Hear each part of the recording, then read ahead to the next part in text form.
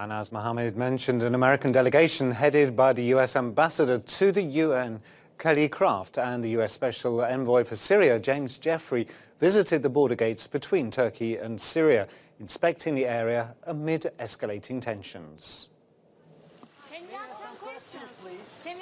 U.S. Special Envoy for Syria, James Jeffrey, and U.S. Ambassador to the United Nations, Kelly Craft, arrived in Turkey late Monday to hold talks with Turkish officials regarding the Syrian crisis. The U.S. delegation's visit comes ahead of the meeting between President Recep Tayyip Erdogan and Russian leader Vladimir Putin regarding the recent escalation of conflict in Syria's northwest. According to Turkish Defense Ministry sources, Turkish Defense Minister Hulusi Akar received Jeffrey and several other officials on Tuesday. Jeffrey said on Tuesday that the United States is willing to provide ammunition alongside humanitarian assistance to Turkey in Syria's war-torn Idlib region. Turkey has asked for help from NATO. They've asked for help from us. First of all, humanitarian help that Ambassador Craft talked about. Secondly, as NATO allies, we share information.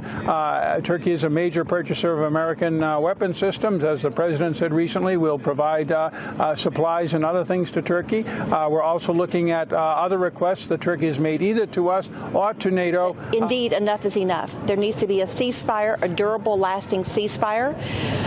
This is not something that just is happenstance. This is something that the Assad regime has brutally planned. They want no one in the camps. They want no one here. They want to be able to govern less people.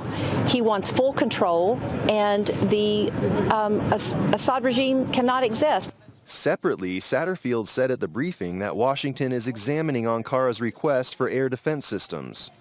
In this car, the U.S. Special Envoy James Jeffrey has entered in, and he was in his way to Idlib.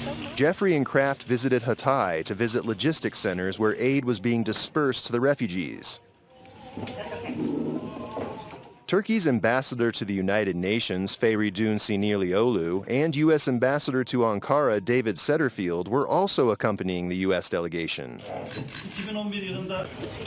After briefings at the logistics center, the U.S. delegation headed to Gölvegasu border gate to observe the latest developments.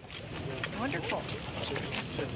After their inspections, the group visited the Syrian side of the border gate, Bab el Ava. After crossing into Syrian side for several meters, the delegation returned back within Turkish borders.